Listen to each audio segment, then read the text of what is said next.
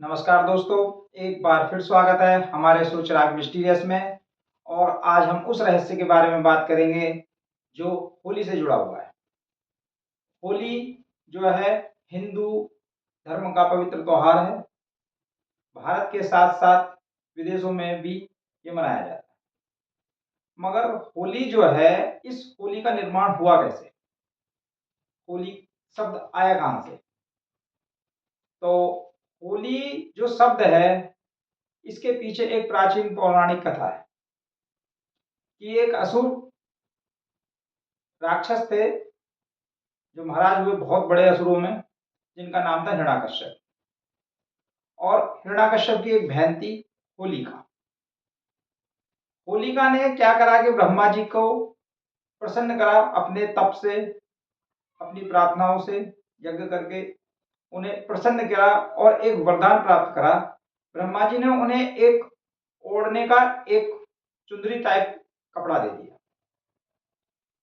उस चुंदरी में इतनी शक्ति थी कि उस चुंदरी को अगर वो ओढ़कर अग्नि में भी प्रवेश करती थी तो अग्नि उसे जला नहीं सकती थी। तो होलिका को ये वरदान प्राप्त हुआ। अब हिरण्यकश्यप जो था, हिरण्यकश्यप का एक पुत्र प्रहलाद था। प्रहलाद जो थे वो भगवान विष्णु के परम भक्त थे। असुर हिरण्यकश्यप जो थे उनको ये बात बर्दाश्त नहीं हुई। और हिरण्यकश्यप जो था एक शक्तिशाली, बहुत ही शक्तिशाली असुर था। उन्होंने ब्रह्मा जी से एक वरदान प्राप्त करा था अपने तपोवन के कारण, अपनी तप से, कि उन्हें एक ऐसा वरदान प्राप्त कर लिया जिस वरदान का तोड़, मतलब कि उसका जो पूरकता मिलना मुश्किल था। उन्होंने एक वरदान ऐसा प्राप्त करा कि उन्होंने जब ब्रह्मा जी से एक वर मांगा तो उस ब्रह्म की जो वर की जो कहानी है वो ये है कि उन्होंने कहा कि मैं ना तो मेरी मृत्यु होनी चाहिए दिन में न रात में, न सुबह में न शाम में, ना मैं अस्त्र से मरूं ना शस्त्र से मरूं, ना मैं मनुष्य से मरूं मतलब कि मानव से, ना दानव से।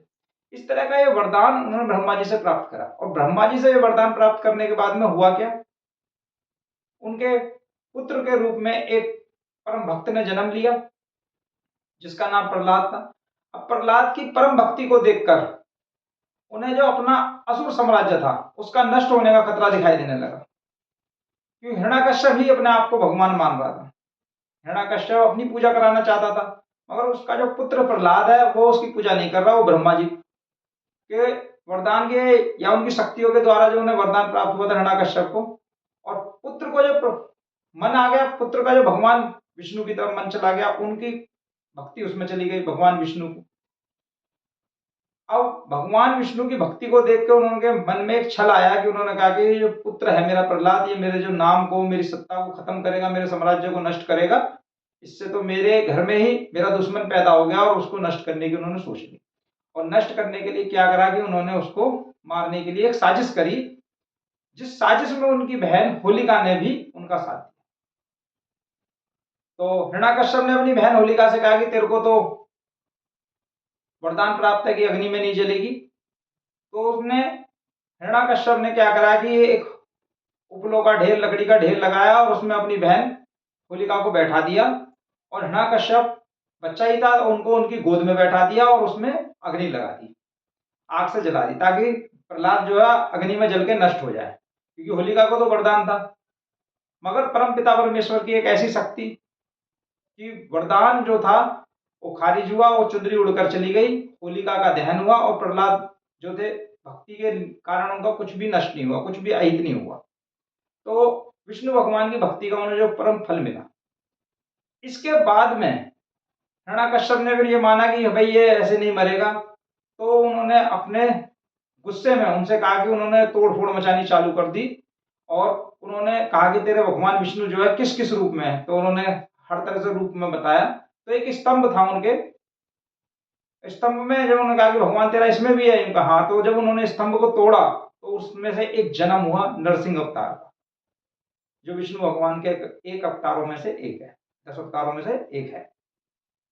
और नरसिंह अवतार एक जो वरदान उनको मिला था हिरण्यकश्यप को ब्रह्मा जी से, उसका एक तोड़ था, क्योंकि उनको एक ऐसी शक्ति दी थी। और ना तो नर थे, ना वो मानव थे, ना वो दानव थे, ना वो पुरुष ही थे पूरी तरह से, ना वो एक जानवर ही थे, और ना उन्होंने अस्त्र का शस्त्र का प्रयोग करा, और उन्होंने ना ही अंदर और बाहर, उन्होंने क्या करा, हिरण्यकश्यप से को पकड़कर जो गेट होता है, गेट का जो दरवाजा होता है जिसको धेरी कहते हैं हम, उस पर रख के ना आकाश में ना पाताल में उनको मारा, अपनी जंघाओं पे रखकर उसके पेट को चीर कर उसको मार दिया। तो भगवान ब्रह्मा जी का जो वरदान दिया हुआ था उसकी भी लाज बचाई उन्होंने, और उस असुर का वध भी किया।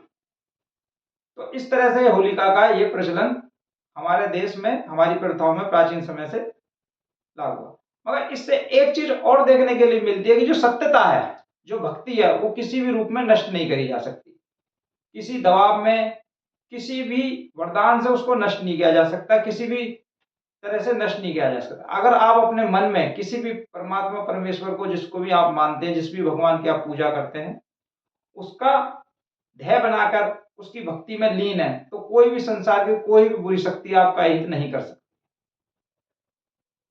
ब्रह्मा जी तो वरदान दे रहे हैं, विष्णु भगवान ये, इसी तरह से एक होलिका से जुड़ी हुई एक कहानी है कि श्री कृष्ण और राधा रानी की भी कहानी है।